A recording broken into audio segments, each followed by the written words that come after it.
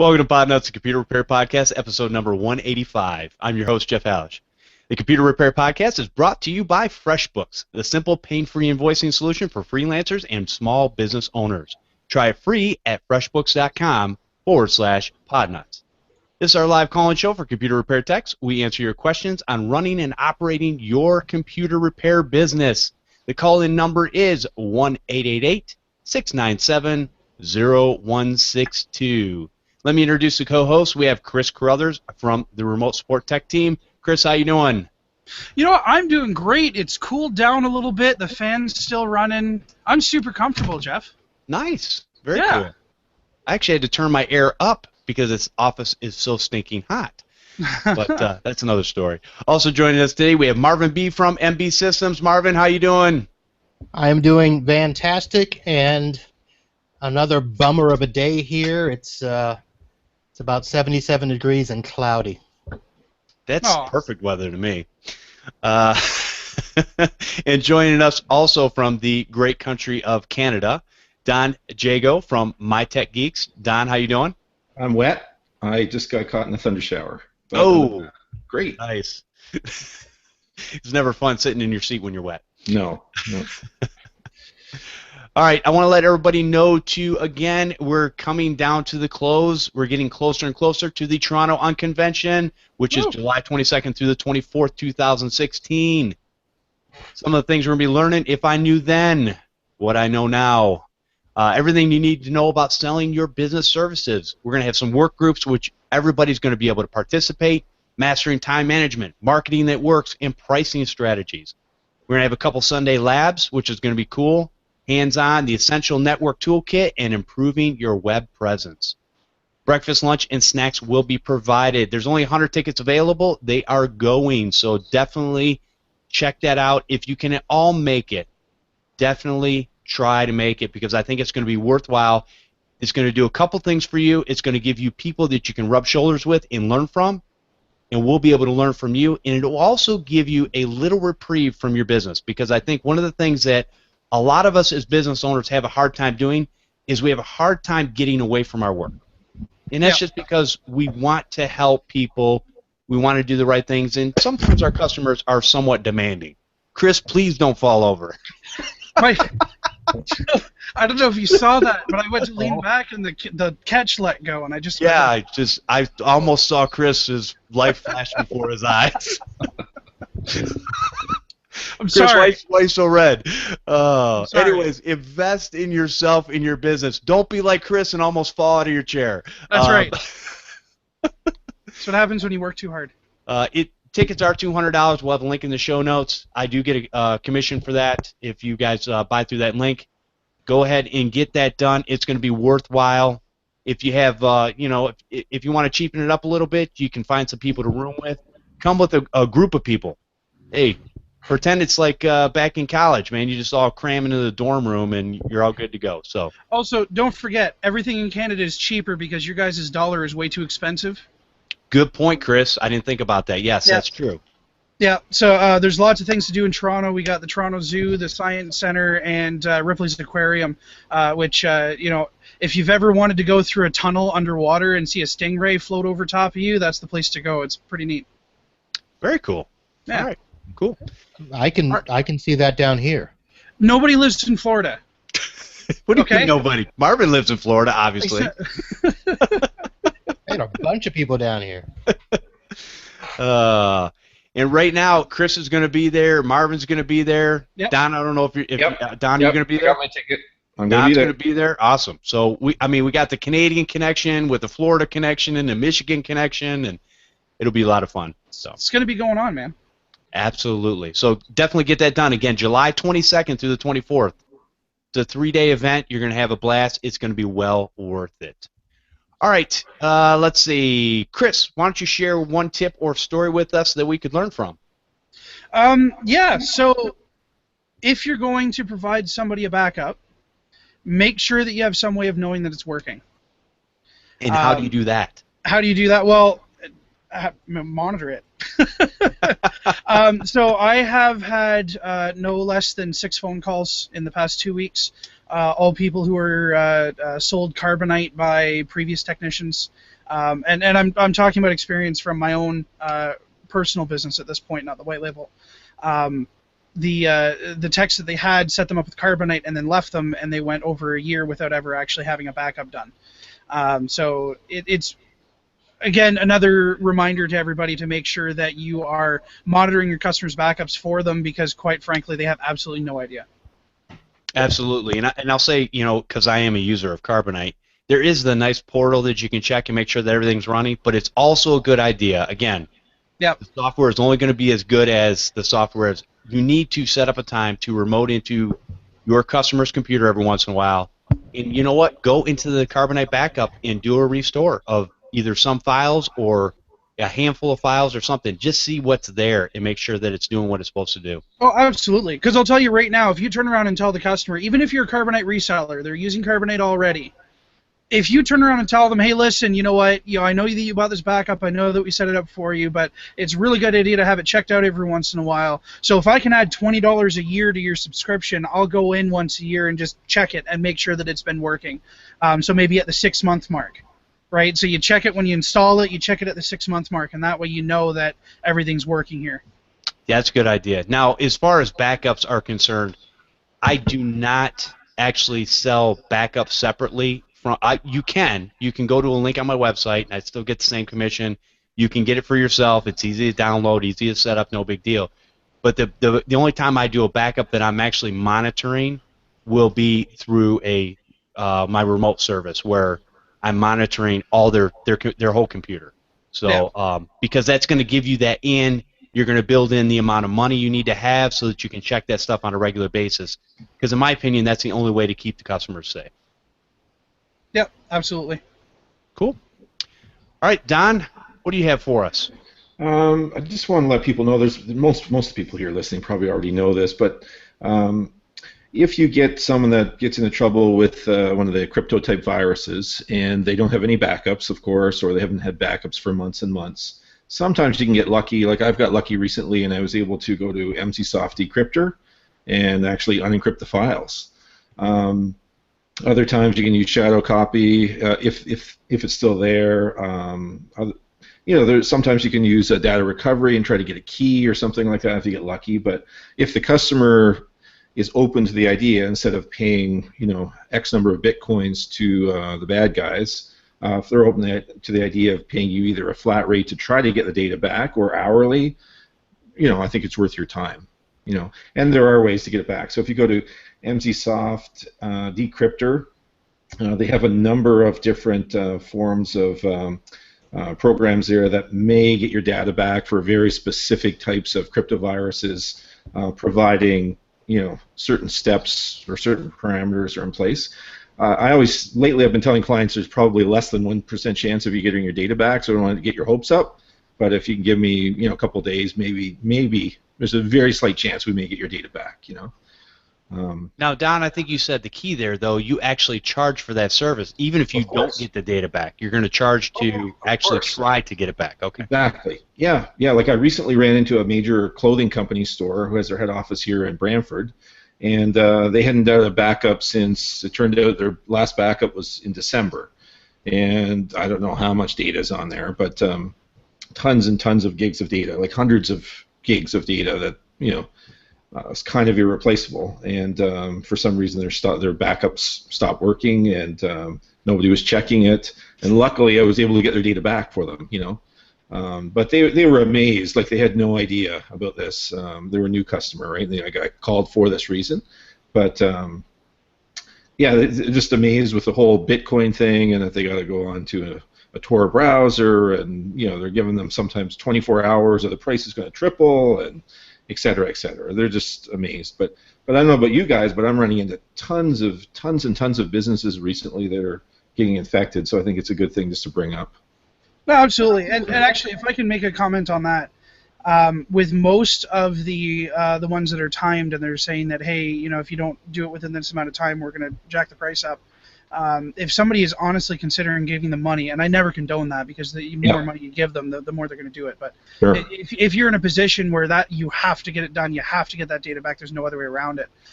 If you reset the time on the BIOS, that'll 9 times out of 10 that'll reset the timer and it'll give more time. Oh, okay, that's a good tip. Good idea. Yeah. And I know ESET's got some decryptor tools available for certain ones like Tesla Crypt and stuff like that. So F-Secure did a little bit as well. Okay. You know. Yeah. But I'm also seeing, I saw the first one recently where people go in and they change the extension to like a personalized extension.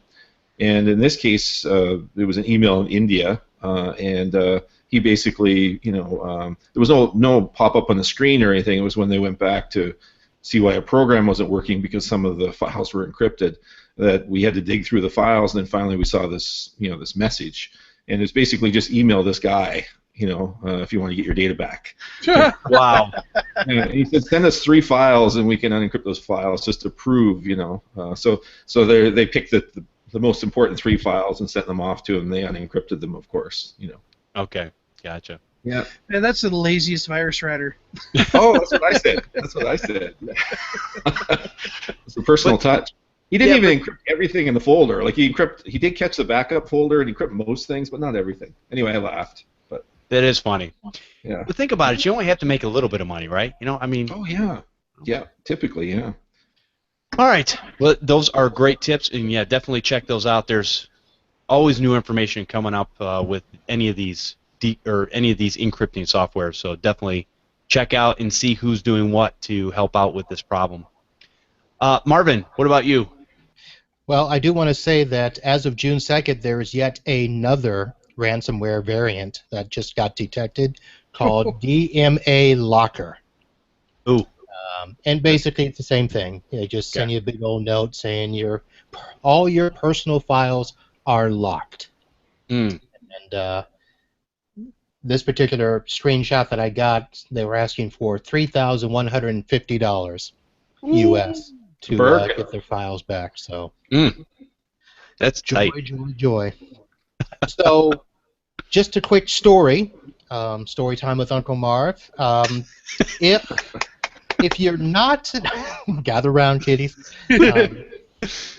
Lean in. If you are trying to, move your business from break fix to managed services or to some sort of recurring income, just know that you don't always have to go for the big swing right away. And I'm going to basically, let me read you the email that I got back from a customer after I sent them a job quote for a new server. Marvin, ouch. That's awesome. Great way to start an email. But we will move forward with the new server. The signed contract is attached. We appreciate your help. Blah, blah, blah, blah. But basically, this is a customer that I've had since 2011 that is, I think they were 11 workstations with a peer server. Oh. And their peer server was a Windows XP box. That was running their line of business software, and they pretty much just were still using the Comcast box as their main router / firewall. For 5 years? / DHCP server. Ugh. So, yeah, they basically didn't want to make any changes to what the previous tech had set up, and we came in to do some repair on their line of business software. It's a law firm, so I got in that way.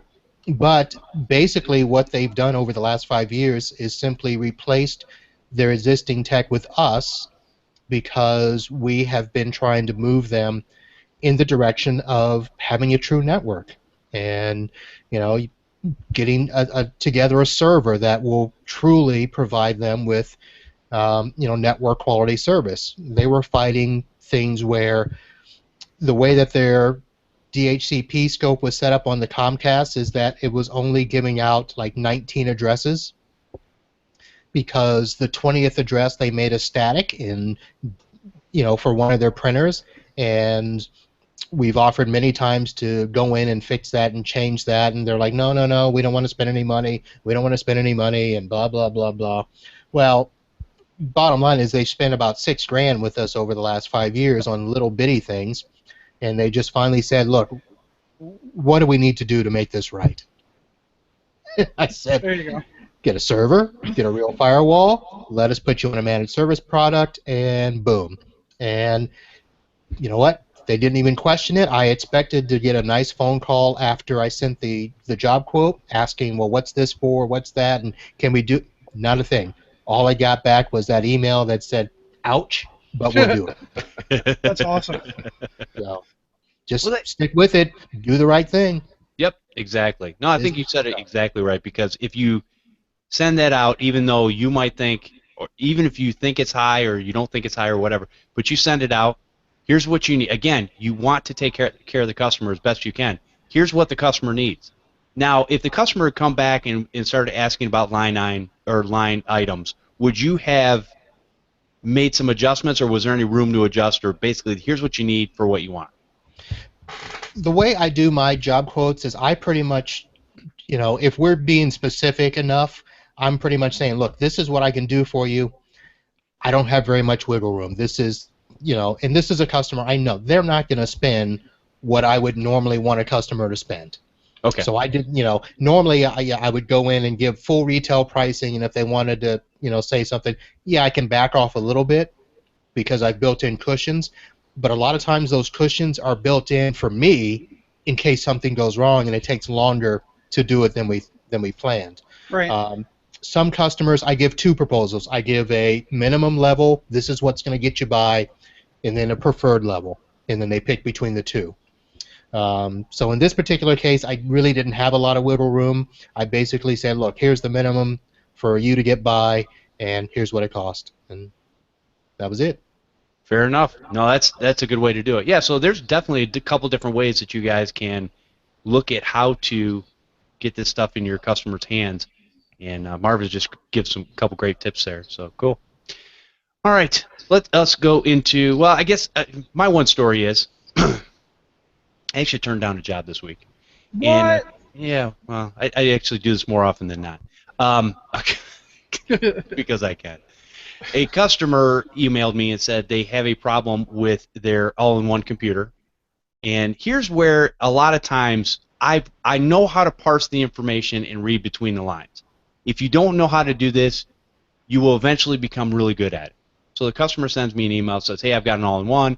It's not working. The hard drive is, I need to get the data off the hard drive to get it on another computer so my wife can finish up her work, yada, yada, whatever. Okay, no problem. Hey, I said I can come pick it up on Saturday. What we'll do is we'll get the data off. I can move it over to a computer or an external drive, whatever, and we can go from there. And then I can take a look at the computer and see what's going on, because obviously it's probably a hardware issue if it's not the hard drive. And basically sent me an email back saying that he'd already taken the hard drive out. It was sitting next to the computer now. Already moved the data over to that other computer. And okay, no problem. And they wanted to know, could I come and do it on site? I said, well, now you've already eliminated some things for me. Apparently you got the data off the drive already. That's fine. For the most part, we'd probably double check it anyways. But the reality is, in order to do a diagnostic hardware-wise on a computer, I'm going to need it for some time, and I'm not going to sit there and pull it apart on site, because it's going to cost you a lot of money for me to sit there, and I'm probably not going to have all the tools that I need to actually do what I need to do to check that out. Right. Not that it can't be done, it's just not the way I normally do things, and there's no point in me sitting there for hours working on something when I can bring it back and work on it in the office. So they sent me an email back and saying, well, I think it's the motherboard. And I basically told him, I said, listen, I know what I said. I said, the other thing is, I said, if it's a motherboard problem, because that's what he was kind of guessing at, if it's a motherboard problem, I said, listen, it's probably going to cost you over $300 for me to replace that motherboard in that all-in-one. Because I don't know if you guys, how many all-in-ones people have taken apart, but for the most part, they're a pain. They're much, much worse than a laptop, most of the time. Not always, but most of the time.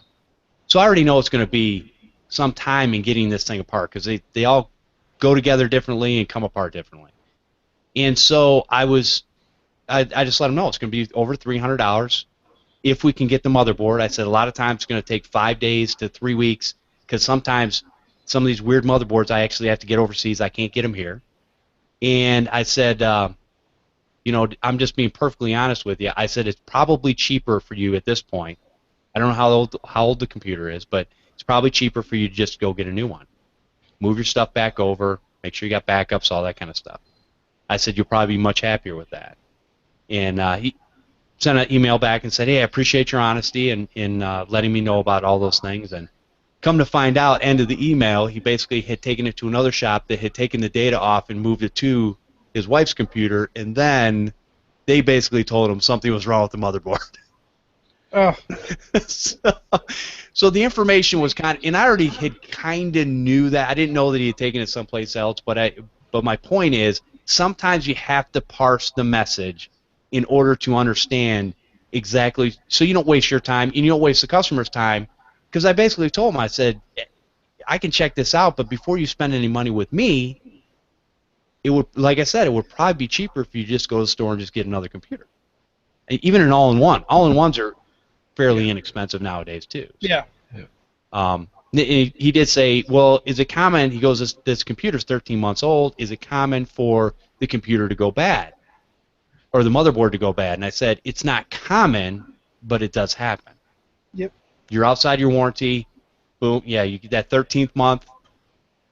I don't see it happen a whole lot, but it does happen. So anyways, that's one of the jobs I basically turned down.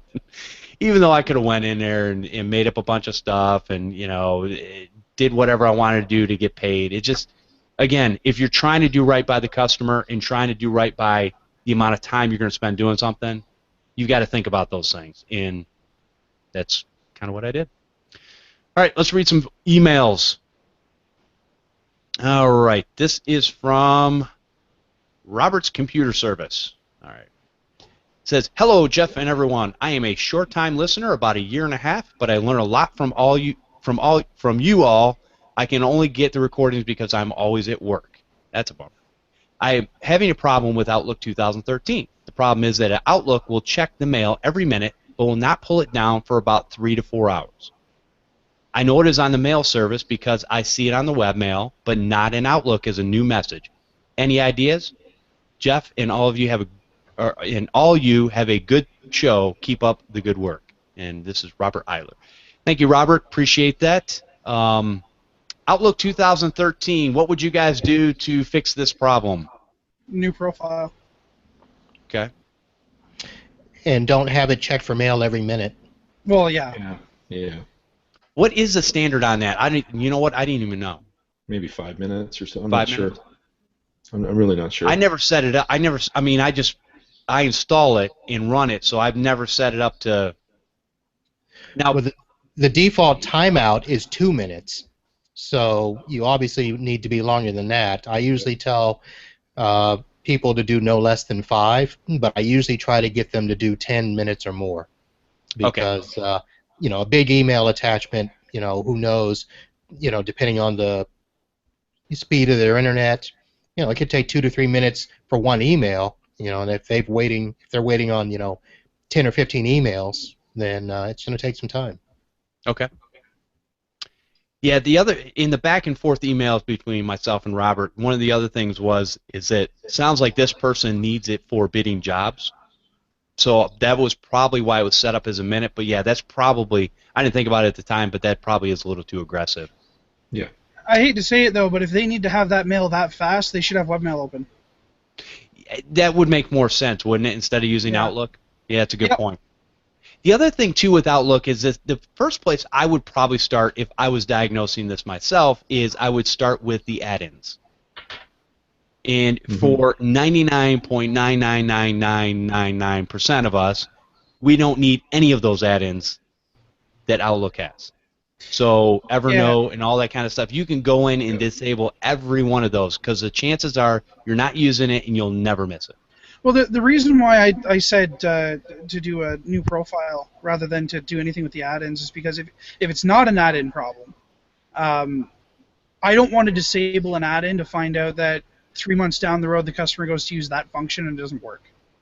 Yeah, I don't care. But, well, I know you don't care, but I have to deal with it when they come back. I can't just turn down jobs like you do, Jeff. No, but really, if you create a new profile and throw it in, I mean, with IMAP and Exchange, unless they're on POP, but let's not even get into that. With IMAP and Exchange, right, the only thing you need to do is make sure that they're not using autofill as their contact list, and you're set, right? You just throw it in. If it works, perfect. You're done. Now, would it be as easy? So, was there a chance if you created a new profile that would fix the problem? Because what I would have probably done after that, number one, I would have went through and seen how much email was actually in Outlook, how big the PST file and all that kind of stuff is, or OST, whatever they call it now, and check to see if things aren't getting deleted, if something is bound up in the system. I don't ever have that problem, and I have 7 email addresses set up in Outlook for me, and I'm using 2013. Too. I mean, I have 4 of them in here, and I have every email that's ever been sent and received. Okay. It's all in there. So what I have found for myself anyway, and I mean, I don't claim to be an Outlook expert, but I've fixed them enough that creating a new profile. One on TV. Yeah. Creating a new profile within Outlook and running Outlook exactly the way it already is with all the default settings is really quick to do, and I mean that'll tell you if it's an add-on problem or not, or a problem with the program. Right. Because if a new profile fixes it, something's corrupt, and it's probably something with the OST files. Now, is there? Go ahead, Don. Yeah, something else you could try is like if he's on POP, switch it to IMAP maybe, and if it doesn't work, you can just switch it back to POP. Right. I've seen a lot of Office problems with Office 2013 and 2016, but they're all different types of problems. See, I've been using 2013 since the beginning of time, or since it came out, the day it came out, and I've had 0. Oh, me too. I have a number of computers with it on, but I have lots of clients with the problems. Yeah. So what are the clients doing? The other thing is, do you guys know if you would uninstall Outlook and reinstall it again, would there ever be a problem with the software itself? It never helped me. It didn't help me. Like I had one client that was on an older version, I think it was 2010, and we tried uninstalling or reinstalling. It was a different problem, but it didn't help. And then when we upgraded to 2013 or 2016, I forget what it was, and it fixed the problem. Huh. But just reinstalling it, it didn't fix it. Now, if I had maybe removed everything, maybe it would have, Okay. But just an uninstall didn't fix it. Okay. All right. Well, I think we've gotten that one out of the way. Thanks for the email again, and hopefully it helps you look and see kind of what you need to do. It gives you a couple options that you can definitely work on and see if that'll help you out. Okay, this is from our good friend Jorge Hernandez. He says, "Hi Jeff, you guys were talking about QuickBooks backups on one of your shows. I also see how users bypass the backup warnings. What I do is configure and schedule their backups for daily backups and keep a rotation of only 7 days in case we ever need to go back. The backup options are very flexible and allows you to schedule backups and be able to do a number of backup sets, avoiding unnecessary and redundant data on your network or computer. Here are the instructions on how to do this. I'll have the link in the show notes. Hope this helps. Thanks, Jorge Hernandez from 123computerrepair.com. Thank you, Jorge. Appreciate that. One of the things. What's that? From? From. He's from Florida. That's what I meant. Yeah, from Florida. That's right. Oh yeah, he is in Florida. That's true. Well, one of the things I had sent an email back to Jorge and said, yeah, I understand what you're saying, and this is good, and this is what we need to do. I said the problem that myself and many other people I think are running into is we're getting QuickBook problems from people that are not our customers yet. And so they're coming in and going, hey, my QuickBooks is messed up. And we go, okay. So now you got to figure out, okay, did they have backups? Who set it up prior to them? Yeah. And that's a problem. If we all had control from the beginning that a customer started on a computer, our lives would be so much simpler. Right? Oh, yeah. But we're fixing problems that were either done by the customer or somebody prior to them maybe set it up wrong, or the customer, it's been broken, but the customer didn't realize it was broken, or they've done an upgrade and it didn't move the settings. Oh, who knows? there's many things that go on. So then we've got to be real. And that was always why I said, if you're building a product like QuickBooks for the customer to set up, it should have some sort of default value, period. Even if it's not the greatest default value in the world, something that it backs up something, and then you can go in and manually. So in other words, if somebody just bypasses that screen and doesn't make their backup, then it should go to something that says, we're going to back this up, because that would save a lot of people in most case scenarios. I know it's not, and again, it's not ideal, but right now, it's not ideal when a customer comes back and goes, hey, I need this 2 years of QuickBooks data, and I don't know where it is. Well, you never set up the backup. Yeah, that stuff's gone. I don't know what to tell you. Yep. And yeah, so that it's never any fun. So there should be default settings, I think, in some of these products, and you can set it up any way you want, but most people are going to set it up wrong. Chris, you're going to say something? That's what the prompt's for. Yeah, okay. In a perfect world, even if you don't set up the backup, even if you say I'm never setting up a backup, and you found a setting for that, every 3 times they close every 3 times they close QuickBooks, if they haven't made a backup, it prompts them, hey, you should really make a backup right now. Click this button, we'll do a backup right now. You can't. And on top of that, when QuickBooks does backup, there's a little box that comes up that it's backing up, and they can just hit cancel. So, I mean, what you're saying is that, yeah, we should have these default values, but the default values are going to back up to the same drive, so it's not going to do them any good. And the customer is specifically avoiding doing a backup at this point, so there's nothing you can do to fix that. Well, here, okay, I'll give you an example, a real-world scenario. I use Quicken. I don't use QuickBooks. Same company. Okay, Quicken, on my personal computer, it does automatic. I've never set up a backup on it. And it has saved my butt and it makes me a total of 5 backups in incremental order. So I've gone back in there and I've been able to go, oh, wait, number 5 doesn't work. Oh, number 4 doesn't. Oh, number 3. And I get it back to where I need to get it to, and at least I'm not having to recreate everything. A lot of times these people, there's nothing. There's no backup file whatsoever. I agree with you, they should back up, but again, people are going to click on the, I don't have time for that right now. They're also going to click on the cancel button because they want to shut their computer down and go home. What I'm saying is that if you've got a client who's not backing up and they're ignoring all of those prompts, having an automatic backup into the C drive isn't going to make a difference. Well, it did for me, though. Well, yeah, but you're not canceling the backup. No, it doesn't even prompt you. It never prompts you to there's no prompting. It just does it. Automatic. When I close it down, okay, well, Quicken works different. Yeah. Yeah, Quicken works different. No, I'm not going to make that argument. But QuickBooks does take longer to back up than Quicken. Okay.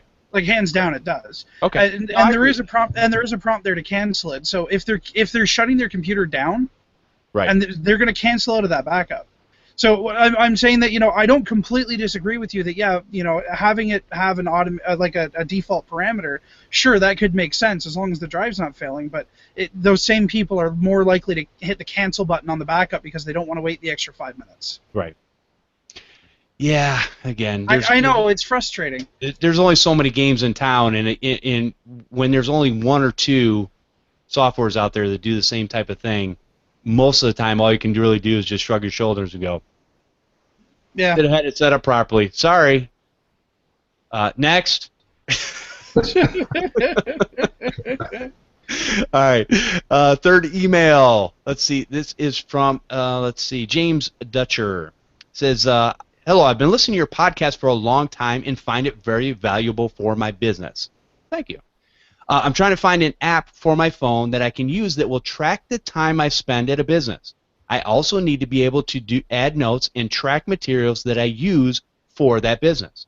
I have several businesses and private customers I support, but tracking all this on paper is a hassle. Yeah, it would be. I would like to scan a barcode for a business when I get there, add notes, what I did, and materials used. Maybe even something to remind me of tasks that I need to do later. Research, remote work on server, then I scan a barcode when I leave. Then weekly I can get a summary of all that. Is there anything like that out there? Thanks for all you do and keep up the good work. James Dutcher. Thanks, James. Appreciate the email. I don't know. Is there anything out there that does all that stuff that you guys know of? Probably. Not that I know of, though. It would be nice, wouldn't it? Yeah, Sure. there are a bunch. For instance, I know that I've looked at some to integrate with QuickBooks. They're paid apps, so you're not going to find a free one that'll give you all that. The QuickBooks Marketplace or Intuit Marketplace or whatever will have all those. Couple of them called Time Tracker or eBility or stuff like that. But looking at some of the other ones, I found that I don't think any one app is going to do all of that.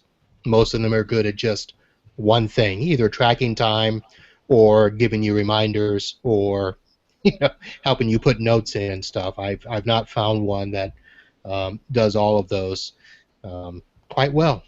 Okay. Yeah, no, not in the way that's asked. I mean, ticketing. A lot of ticketing systems have timers built in with them, so you can use those on your mobile phone. Like I know that Help Desk and Repair Shopper both have a ticket timer, so Right. you can turn on a timer when you're working on a ticket.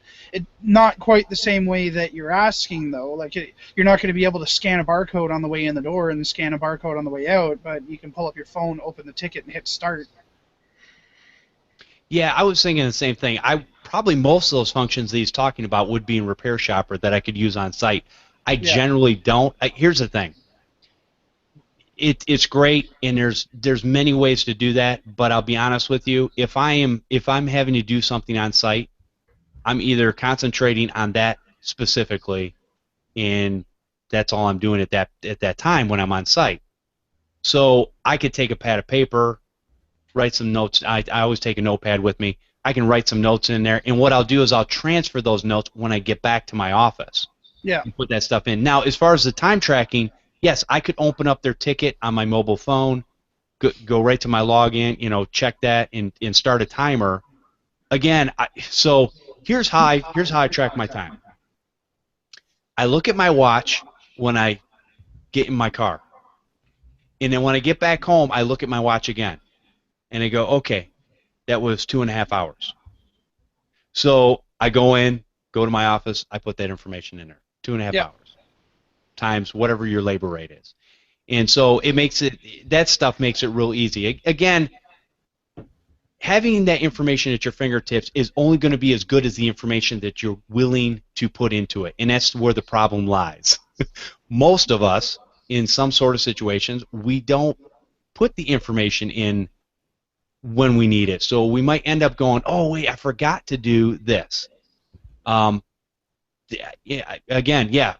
you're saying is a barcode, that would be awesome.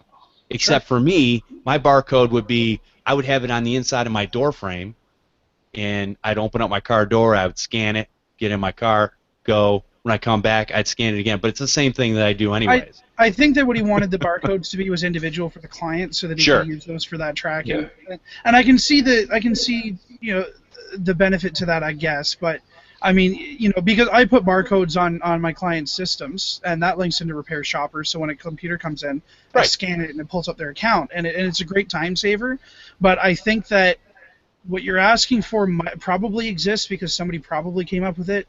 I don't think that it would be worth the investment, though, because really there are already timer systems that you can use, or like Jeff, you can do everything manually. Right. Because, I mean, inputting your time isn't that big of a deal when you're going to have to input your time into the invoice anyway. Right. Except I don't know if the tracking software, I think it's integrated with Repair Shopper, and I think if you were under a certain business, that would actually go into the invoice. The way that works is they have unbilled time. So if you turn on a timer on a ticket for a client, what it's going to do is it's going to log that time. So when you stop the timer, and let's say the timer is at 75 minutes. Okay. When you create an invoice for that customer, it's going to have an unbilled time section. You click Add, and then what it'll do is the default labor rate that you have set up in Repair Shopper, it's going to do an hourly equivalent of however many minutes it was. So 1.25 times your hourly rate will be added to the invoice. Okay. So it is a nice system if you use it. I don't, because I don't either. I know it's there, but I don't. So. But it's available for somebody that wants to use it. Absolutely. So definitely check that out. And most of that's Repair Shopper is great for as far as keeping track of your customers, keeping track of it. It's great on the note portion of it because I do put a lot more notes in there than what I used to do on paper. I have exactly from step to step to step of what I've done. So when a customer says, literally, this is hilarious. I'm not always super busy, as far as a computer repair business, but I got a lot of things going on. And literally, somebody could call me back 3 weeks later and go, "Hey, do you remember me? You worked on my computer three weeks ago." And I had to sit there and lie and go, "Oh yeah, yeah." And I'm on my computer furiously typing, getting to their ticket.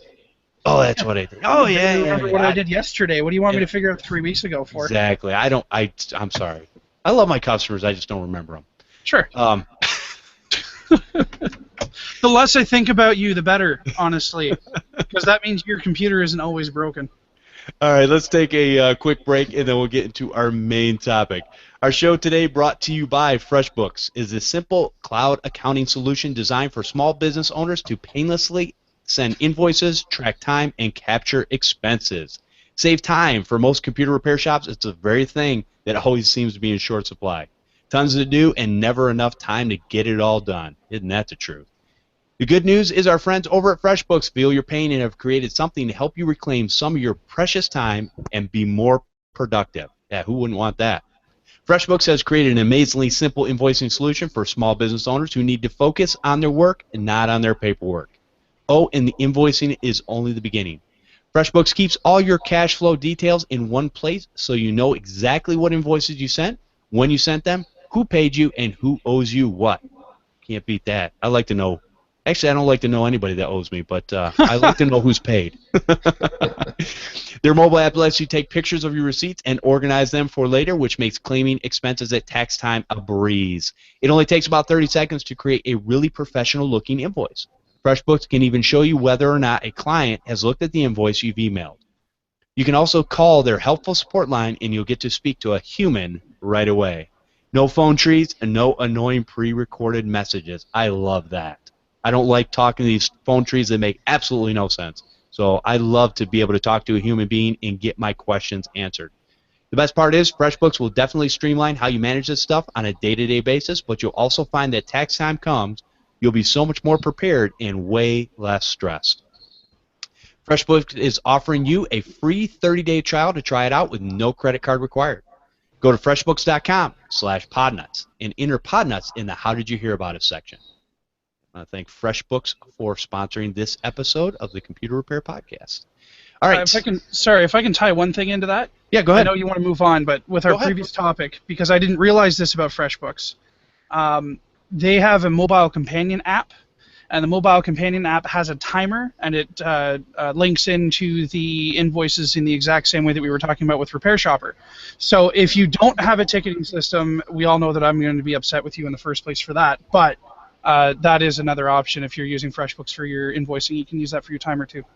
Good catch, Chris. Yeah, that's awesome. There you go. You've got a timer built in that you can actually use. Awesome. Very cool. So, yeah, hopefully that will help some people out there. All right, let's move into our topic.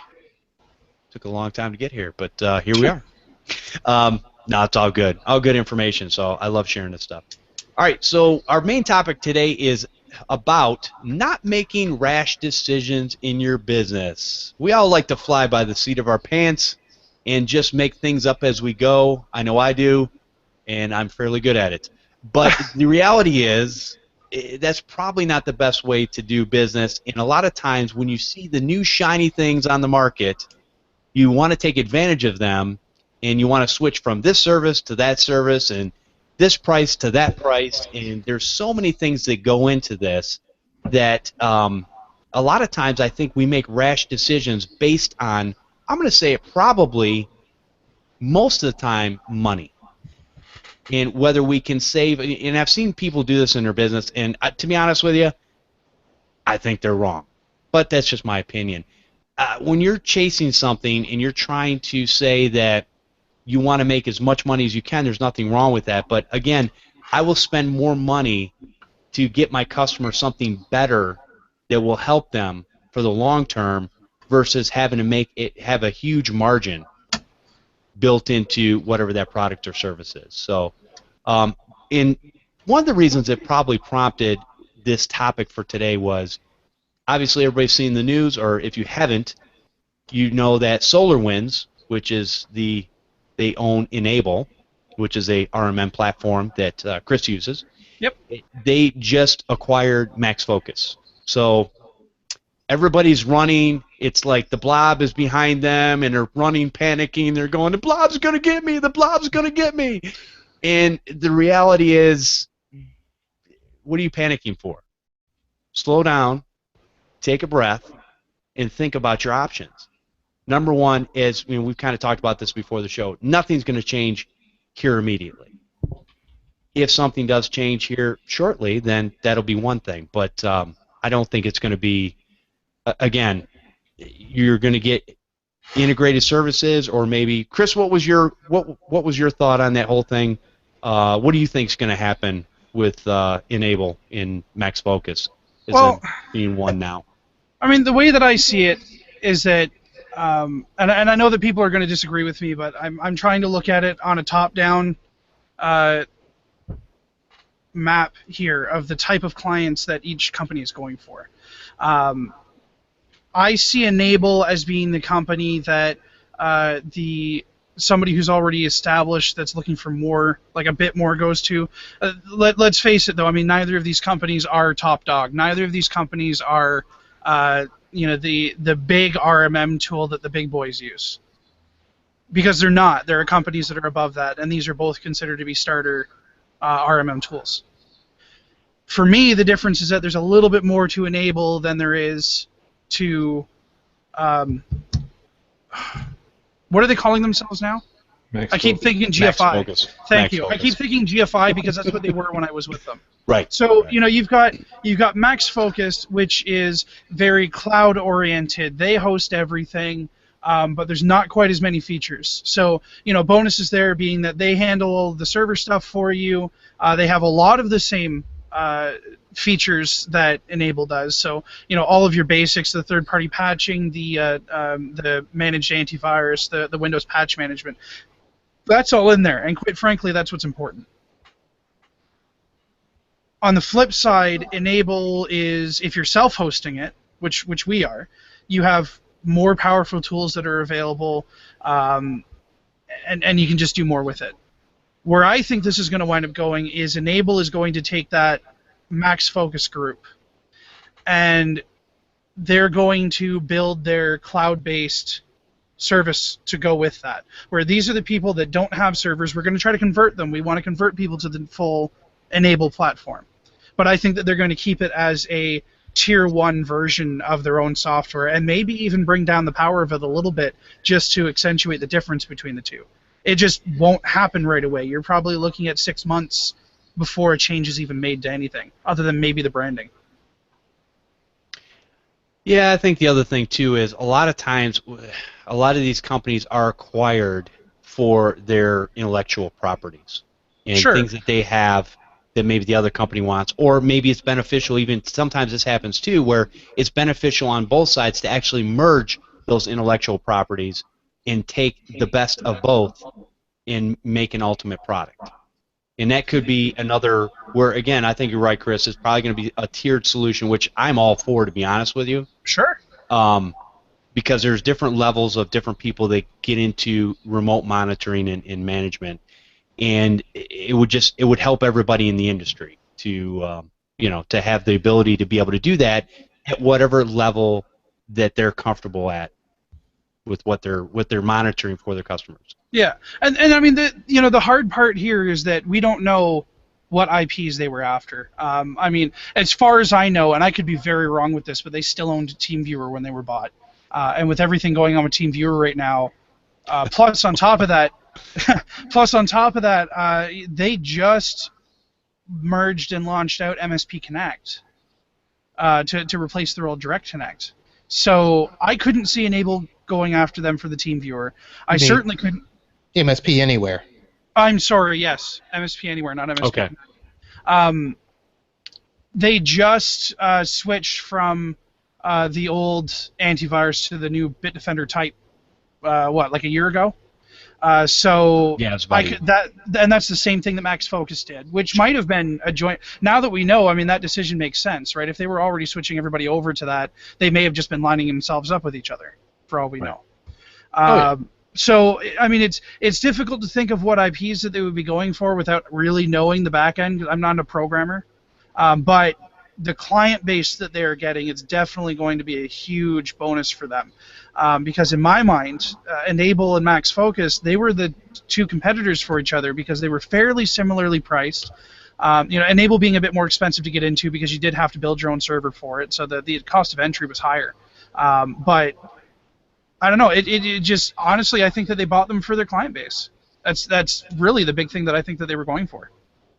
Yeah, I think it's time will tell. Yeah. But the whole reason for this is because a lot of people, I'm starting to get some emails now where people are asking me, they're concerned, and they're starting to ask me, I'm looking for something else. What do I do? And what I've seen in the past, even with the particular RMMs that are out there right now, I've seen people who, for a couple pennies, will move from one system to another. And they move over to that system and they find out that it's a whole new learning curve, and they've got to spend all this time when they could have actually been billing for fixing whatever that they do in their business. But now they're having to spend this time, and then they find out that it's not exactly what they thought it was going to be. So they've wasted a bunch of time. Now, again, okay, maybe it's not a waste of time, maybe it's a learning experience, but it all depends on where you're at in your business and whether or not it's a good time for a learning experience. So in my opinion, if you have something that works and it's working and your profit margins are good and you're happy with that, stick with that. Yep. Don't just jump ship just because somebody else is better or worse or whatever. It doesn't matter. Or if you can save a couple of dimes. If you need a couple of dimes, just call me. I'll send them to you in a mail. Email preferably. No. But no, the reality is, again, look at what you can handle, what's going to be best for your customer, and it's going to take care of them. That's really what you want to do, because that's long-term thinking. The short-term thinking or the rash decisions, I need to jump ship because this thing went out. And the other thing people were mentioning, TeamViewer, and again, what they said probably was not the right thing to say, and insert foot and mouth. But here's the reality. There's two types of companies. There are only two. Okay, let's do the math here. Two types of companies that are on the internet. Okay? Those that have been hacked and those that haven't been hacked yet. Those are the only two types. So for all of you out there that think that everything on the internet, there are things that actually can sit out on the internet and not be hacked, I'm going to say this, you're a fool, because it's not true. Okay? Oh, yeah. And the reality is everything can be hacked. In most of the time, and what really irritates me is I hate the word hack, because, well, actually, if you think about it, actually it's probably a good term.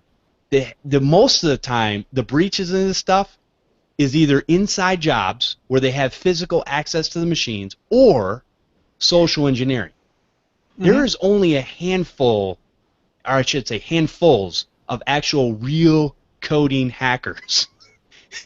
The rest of them are not, okay? And let's face it, most of them got white hat jobs because they hacked into something, called them up, and said, hey, I can plug this for you. So let's not... Exactly. Yeah. Exactly. So, okay, so let's go to Marvin, since we've kind of went on there. Marvin, what is a rash decision that you have made in your business where you go, man, I really shouldn't have done that, or I wasted some time, or it was a great learning experience, but if I had it to do over, I might do it a little bit differently? Or are you so perfect that that's never happened to you? Well, come on now. Since I started my business and made that rash decision, That's true. Leaving a good job. This entire thing has been a rash decision. No. Well, before I do that, let me first say that as we deal with the Enable Max Focus GFI deal, remember SolarWinds is the company that bought Enable a few years ago, so that they could get into the RMM market. And so now they're buying Max Focus so they can combine everything to make SolarWinds MSP. And my guess is that they really are trying to gear up to become one of their premier network software companies because they're really a big push in network monitoring with traffic monitoring and routers and all that stuff. So I think that they're trying to gear themselves to compete with Continuum, LabTech, all the big boys. So we'll see. We'll see what happens. In terms of making the decision now, for all the people that are crying and whining because you left Enable and went to Max Focus and now SolarWinds, just hold your horses, wait a few months, let it all wash out, see what happens, because we all know people that have made changes to RMM in the last few months, and you know what? Yeah, they moved over for one feature, but found out they lost two others that they liked. So Right. Yep. Don't do that. So, what rash decisions have I made in business? Let's see. I bought a Fluke. That was an upgrade. That wasn't a rash decision. Come on now. That was an upgrade. I can tell you that here's the rash decisions that I've had to deal with on Friday. Actually, the email that I read earlier, it ties into the story. How wonderful. Most of you guys know I carry inventory, and I carry inventory for a couple of reasons. One, I like to have stuff in stock so when my customers call and ask for it, boom, I have it ready to go. I can either get it to them same day, next day. For my customers where I supply the desktops for them and I've got to do custom configurations, it's already here at my office. I run out, grab it. I can load up the software, video cards, extra hard, whatever I got to do. However, I bought a server a while back in haste because I thought I had this business deal lined up and it didn't happen. So it's been sitting out in my warehouse for a while, and I've been panicking because I've got this, $5,000 piece of hardware that's been sitting there doing nothing. So I was scrambling on Friday trying to figure out how I'm going to offload it, and it wasn't the regular type of server I bought. It didn't have the hot plug drives. It didn't have, a couple of other things. So I was looking for parts to upgrade it and beef it up so I could sell it to another customer.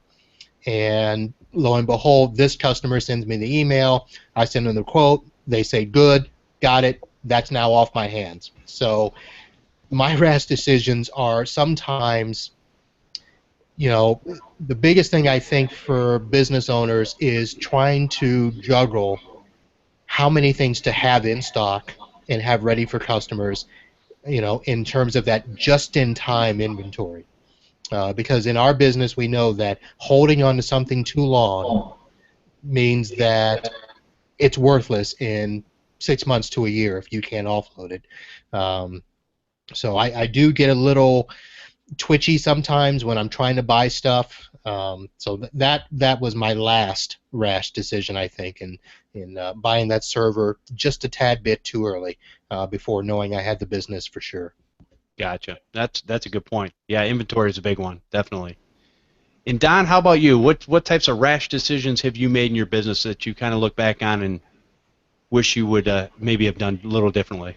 I don't know if I did anything too rash, but there were times, like in the first year of starting the business, where if I was just on the verge of making a sale, sometimes I'd go out and spend thousands of dollars on the equipment thinking I can sell it anyway, even if they don't go ahead with it. And then at the last minute, they change like they hadn't even signed anything at that point. And when I first started, it was harder to get the equipment within a couple of days type of thing, or within a few days even. So sometimes I would go out and buy things before I should have, and that was like when I just had started within the first year. Other rash decisions would probably things like me taking on a project for my own business, like doing the website, which took me way too long, and I could have just paid someone to do it, and I could have made more money just working, that kind of stuff, right?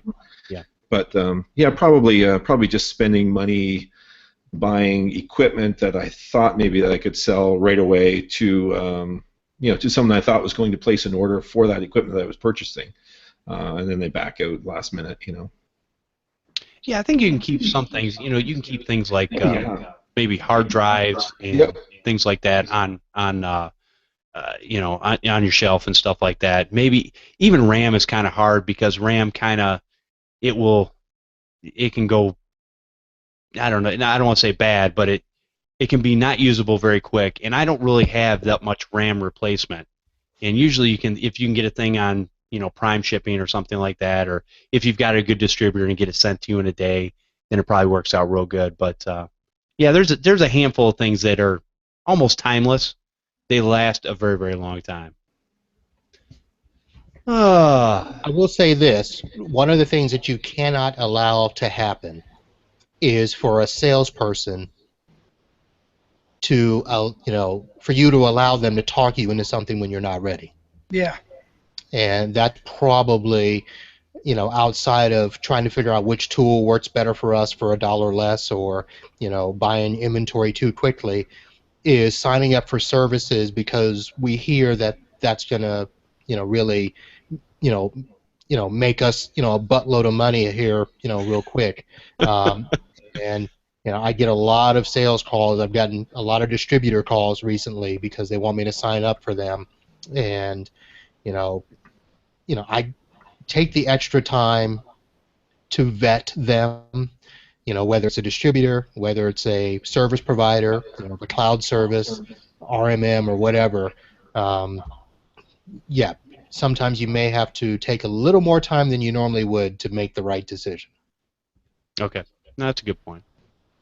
Hey, Don, I just, you probably don't notice this, but I keep muting you because I'm getting some sort of feedback through your channel there. Not sure what's going on. Usually when somebody else is talking. So anyways, if I forget to unmute you, go ahead and unmute yourself. Anyways, Chris, what about you? As far as what's a rash decision that you have made in your business? I know, being as young as you are, you probably made many. So no, I'm just kidding. What? I'm just kidding. Sir, I do not make mistakes. I create learning experiences. There you go. Yeah. Couldn't have said it better. Look, I no longer make rash decisions in my company, and it's because the rash decisions that I've made haven't bit me too hard, but I have a lot of, I don't want to say older because I don't want to talk about Jeff like that, more experience. Ouch. Yeah. No, really, like I've been really lucky. I was involved with TechNibble very early, so I got to know a lot of people who have been in the industry for a long time, and I had the privilege of learning from their mistakes before I made them myself. So I really only have 2 times when I can think of that a rash decision made a big enough negative impact to me that I remember them. One of them being when I signed my very first corporate contract with an auto manufacturer. I was way too quick to sign that contract before negotiating it. Wound up selling myself for a lot less for the first year that I was with them than what I was worth.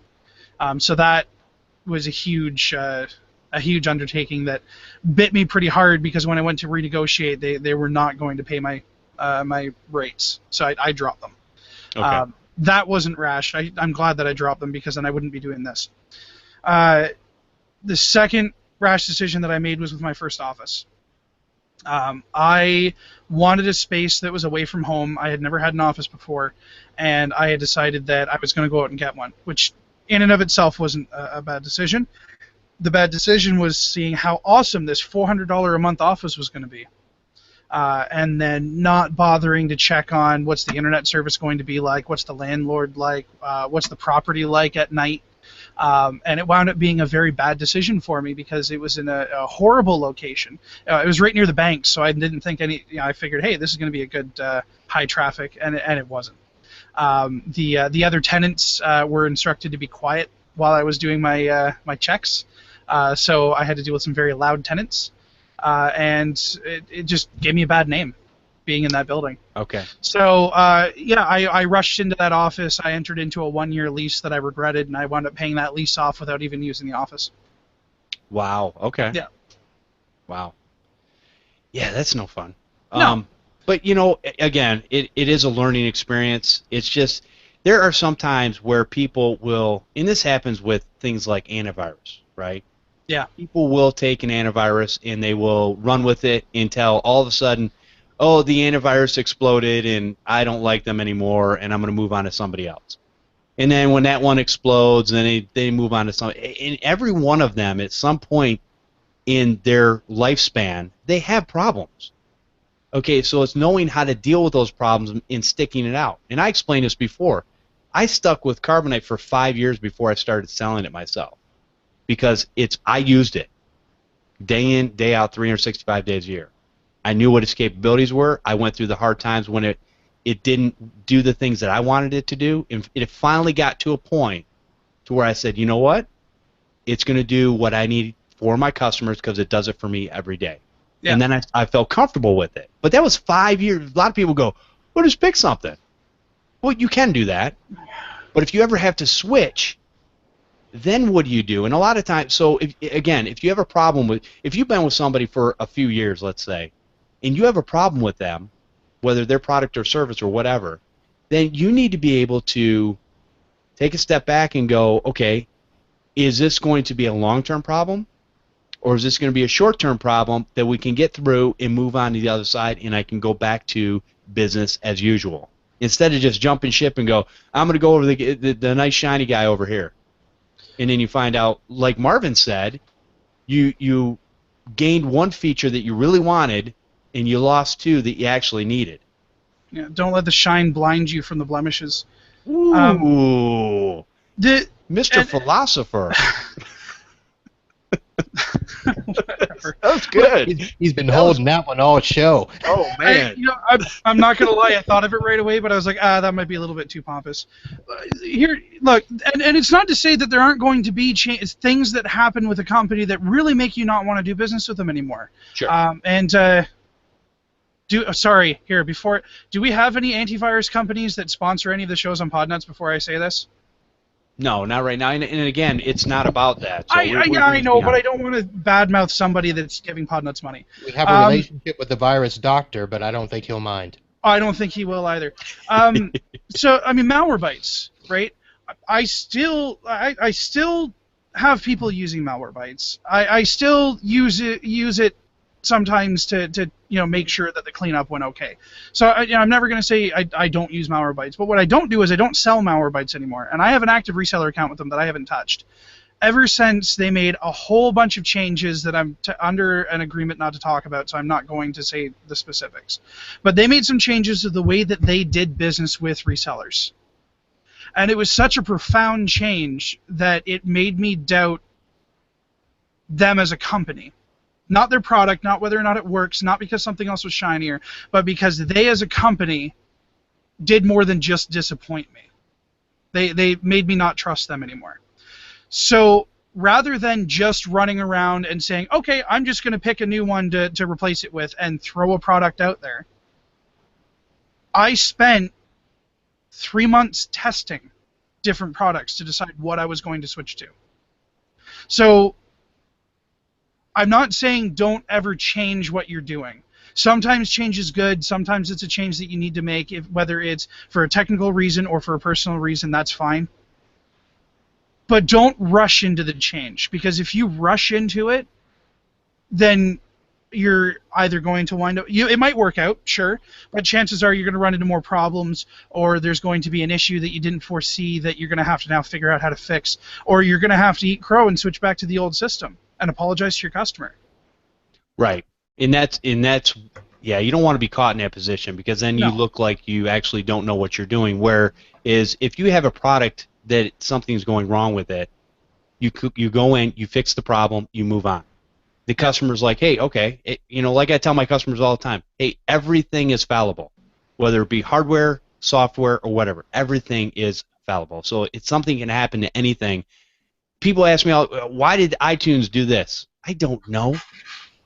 But here, what do we need to figure it out? What do we need to fix it so that you can operate on a day-to-day basis, even though iTunes is not the basis of what you were doing, but you use it to listen to music or whatever, and it's caused problems in the system. That stuff happens all the time. Software and hardware sometimes do not mix. So no, I agree. And again, Here's the other thing, and I know what you're saying, Chris, and I just want to let people know this, and I don't know the specifics of that. I'm a reseller of Malwarebytes too, and I know a lot of things changed. But the reality is, and here is a good lesson that we all need to learn from, and that is a lot of us, and we've talked about this before, where we will start off with a super, super cheap price just to get into the market, an hourly rate, a flat rate, flat fee, whatever. And a lot of times we have trouble moving it up later down the road because we didn't foresee, oh, wait a minute, I got to pay for inventory. Oh, I got to pay for advertising. Oh, I got to pay for my website. Oh, I got to pay my taxes. What? A business license? What? Why? What do you mean? And so we get caught in this thing where we go, I can't make it on what I'm charging, so I have to up it. Well, granted, I think a lot of these companies do the same thing. They get into the market at a low, low rate. And we all think it's great because we're some of the cheapest son of a guns that are on the earth. And because of that, a lot of times these companies go, all of a sudden they see the writing on the wall and they go, we can't continue to do it for this price. There's not enough money. Now, I'm not saying that there are companies that maybe are greedy. I'm not saying that, but for the most part, I think a lot of them just think that, hey, I can do this. No, it's just software. It's just cloud. I can throw it up on the cloud. It's no big deal. And they get to this point where they go, or they get vendors, or they get on the stock market, or whatever. And so now they're held to a different standard than what they were before. So a lot of times you got to look at, sometimes when you're getting something that's a really, really good deal, chances are down the road, if it's still a good product, but the prices have changed or how you get paid has changed or any of that type of thing, then just know that that's just part of doing business because that stuff happens all the time. Just like this whole thing with SolarWinds buying Enable, now buying Max Focus, this stuff happens all the time. That's why you don't see hundreds of different software service vendors out there, because they get bought up, they get included in something else, or worse, they fall off the face of the earth, which happens with a lot of them. Yep. So, and again, it could be partially their fault, partially our fault. Who knows? But I just think there's a lot of different things, a lot of different factors you have to look at when you're looking at this stuff. Don, you got anything to add to anything we've been saying? Not too much, no. Like you were saying, that's another thing I kind of got into a bit of trouble too. Like early on, like most people probably, I took a lot of jobs that I shouldn't have taken, and my price was too low to begin with, right? So then you put your price up, and like you say, it's easier to start with a higher price, I think, than to start with a lower price and then expect people just to stay with you. So that's a big mistake I think a lot of people make. Yep. And I think too, sometimes when you look at some of these things, and maybe you'll do some jobs that are a little bit cheaper, as far as if you're charging an hourly rate, but you're not good at fixing something because you don't know, you haven't done it yet, it's okay. You're going to eat some of that cost, and that's okay. Yeah. But again, I think everybody here on this panel can tell you for sure, or for the most part, and it's not 100%, but for the most part, if you charge a decent rate, then the customers you get are a different caliber than some of the customers that we probably used to get. Would that be true? Yes. Yeah. Yep. Marvin? Oh, Marvin's always charged a high rate. Marvin's expensive. We don't talk to him. He lives in Florida. He has a pool. Yeah. Oh. Yeah, so I think it comes down to not making those rash decisions as far as making changes all the time. And then how much time do you have to actually deal with some decision that you're making? And that's probably something we can go into too, as far as maybe in a future episode, maybe talk about how do you keep educating yourself and making yourself better instead of just doing the same old thing over and over again and never getting any better at anything, never learning anything new, just kind of staying at the status quo. Is there any other things that you guys want to add that we haven't talked about yet before we end the show off?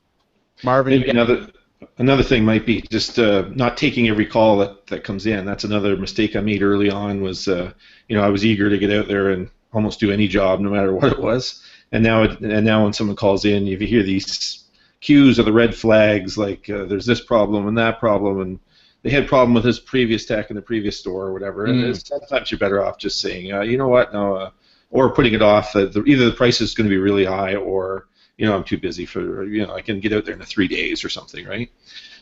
Because you don't want to take every single job. Some of them just won't be worth your time. Yep, I agree. Yeah. The key to that is sticking to your guns. If you know what your level of support is going to be and how much it's going to cost you to provide that support, you put the price out there and don't back off.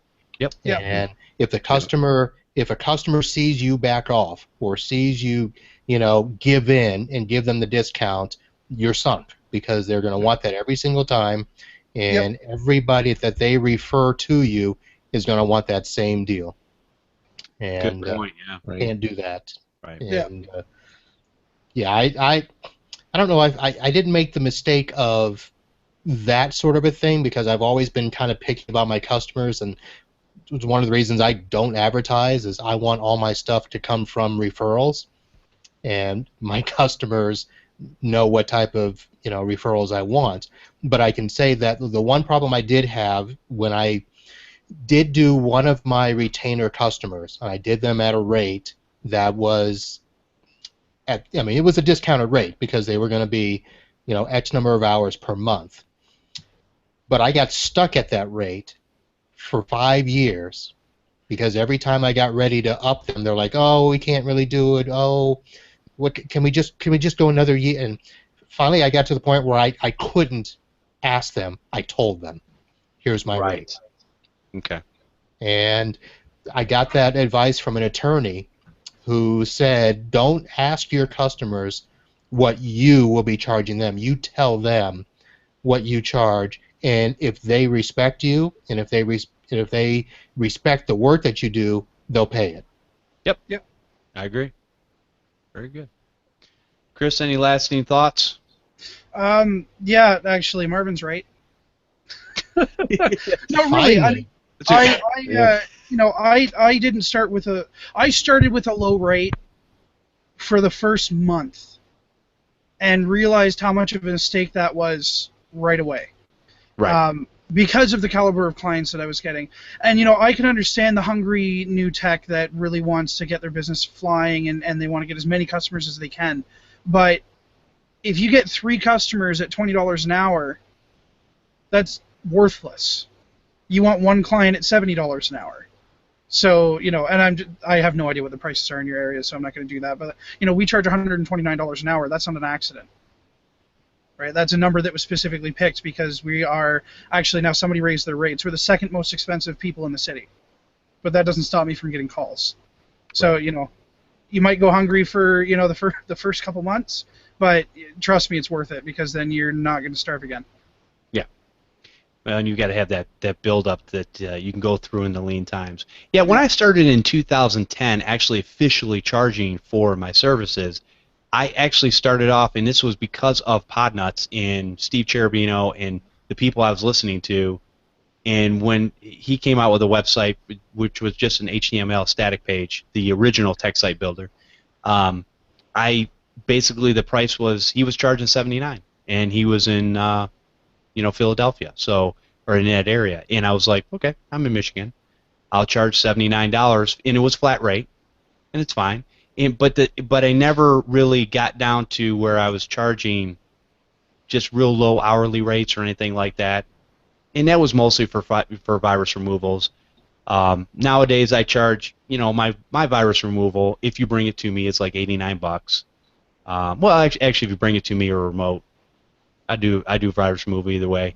It's $89 flat. Everything else, it usually costs a lot more than that, because depending on what you're doing, especially with data recovery and stuff like that. So, but you definitely build those prices in over time. But yeah, just don't start off with a low rate. Yeah. So I don't think I ever really did that either. But even then, one of the things I did was I would advertise the $89 on my Google AdWords. And what that did was, 9 times out of 10, it brings in the right caliber customer. The ones that are just kind of looking for a price, they don't call. They don't click on the ad, and that's fine. So that's what's worked for me. All right, Don, where can people find you at, and what you're up to? MyTechGeeks.ca. All right. You also got the .com, don't you? .com, yeah. If you type in .com, it'll take you to .ca. Okay. The greatest country in the world. Wrong show, man. I've been trying for... It's 50-50 here right now, all right? You know what? Hey, listen. All right, we're all 4 going to be in Toronto on convention. That's we right. Can rumble then, okay? Yeah. It's on. Thanks, Don, for coming on the show and sharing with us. It's been great. Mr. Marvin Bee, where can people find you at? And we have no audio. What did I do? You hit a button. I didn't touch anything. It's you. It's all you, man. You can find me at maninthevan.net. You know what it was, is I had to turn everything off as soon as I heard that greatest country in the world crap. I mean, we just smacked your lone NBA team out of the finals. Oh! And, once again, there's no Canadian team in the hockey finals, and yeah, they're all Canadians on the U.S. team, and we know why that is because we can pay them, you can't. Yeah. Hey, let's not forget who brought home the World Cup, okay? Oh, wow. Yeah, because all our players go back to your place to play for you. Ouch. I'm signing off. I don't even need to do the Well, wait, before you do that, let people know where they can find you and what you got going on. Marvin hasn't finished his thing. I'm good. He did. He said maninthevan.net, man. That's all he's got. Talk about Jim Carrey and Shrek and Alrighty then. Celine Dion. Come on. Hey, no, you can't have Celine no matter how much you try. All right, so I actually have a couple of announcements as well. First one is that some of you may already know if you heard last week's show, but I'm going to say it again here. We are currently have a webinar scheduled for next week at... I probably should have looked at that before I started this. I think it's 1 p.m. At 1 p.m. Yeah, at 1 p.m. Eastern, so that's at 12 o'clock Central. So if you want to either sign up for the webinar, you can learn about the Kabuto platform and how you can make money off of it. So I just put the link in the chat, and I'll give Jeff the link for the show notes. If you can't make it to the live webinar, we're also going to be making a recording and emailing a link to everybody that signs up.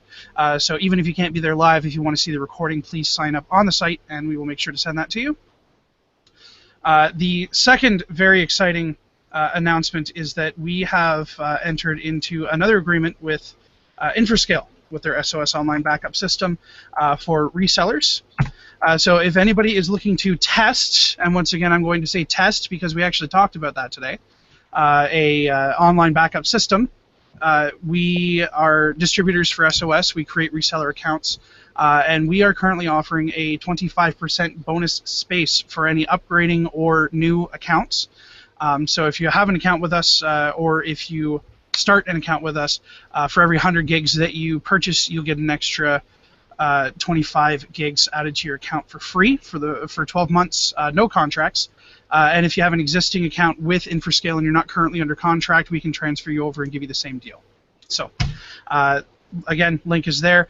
You can find out about all of that or anything else that you want to find out about us on our website, www.rstechteam.com. You can email us at info@rstechteam.com. Or you can give us a call, 888-496-2641. Awesome, man. Appreciate you coming out. All right, come join us live for the Computer Repair Podcast every Sunday at 4 p.m. Eastern over at podnutz.com/Computer Repair Podcast Live. Join in on the conversation by calling in live and hanging out in the chat room. We have audio available over at podnutz.com or subscribe using your favorite podcatcher. You can also subscribe to our YouTube channel, Computer Repair Podcast. Send your questions and feedback, we kind of live off of those, to Podnutz at podnutz.com. If you guys want us to talk about anything or any suggestions or anything like that, please send in emails, and we definitely appreciate that. We usually read every one of those on the show, and I will personally answer each and every one, even if it's just that we'll ask your question on the show. Or you can leave a voicemail at 1-888-697-0162. And I want to thank all of our Patreon supporters. Appreciate what you guys are doing. You are definitely helping pay some of the bills. You too can support the show by going to patreon.com/computer repair podcast. I want to thank everyone for listening and subscribing to the show. We'll see you next time on Podnutz, the Computer Repair Podcast.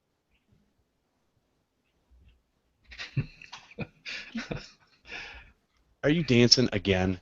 Yeah, well, when have I never not danced? I don't know, because I'm usually looking at the recordings to stop. We're still on air, by the way, just so you guys know. So I better be careful. No cussing, keep the cigarette put away. Okay, I mean. Oh, so I shouldn't be drinking this beer right now? Oh, man. Oh, yeah. Wow, 5:27. That was a long show. Yeah, it was. We had a lot of stuff to talk about. Absolutely. Every time. See, Marvin's wearing Canadian colors, red and white.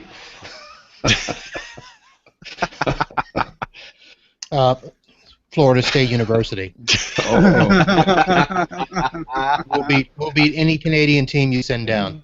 They have a university? Oh, man. I guess I made that comment about coins, and it's so. Yeah, Jeff coined via email. Or I could come up with something new. We could do Halash bucks. I'm pretty sure we're going with Halash bucks. Mm-hmm. Oh. Wow.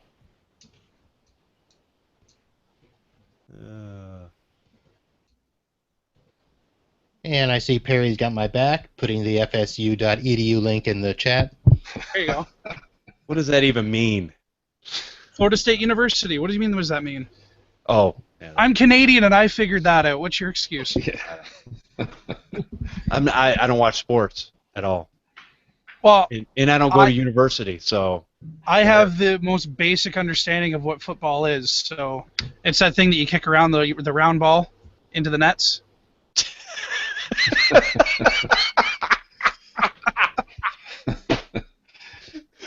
Oh, if I would ever see Marvin turn red, that would probably be about the time. I'm not worried about it. He'd be happy mad. It is not real football.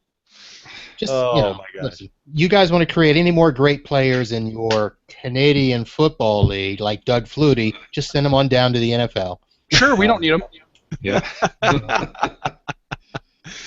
All right. Well, I think I'm going to end the official broadcast. Appreciate everybody coming out and joining today. We thank every one of you. We will see you next Sunday at 4 p.m. Eastern Standard Time. Have a great week. Holla.